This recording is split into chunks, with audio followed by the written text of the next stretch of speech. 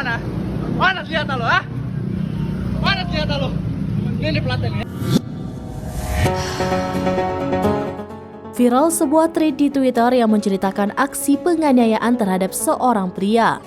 Tweet tersebut diunggah oleh korban penganiayaan dengan akun @rfkhbwzr di media sosial Twitter.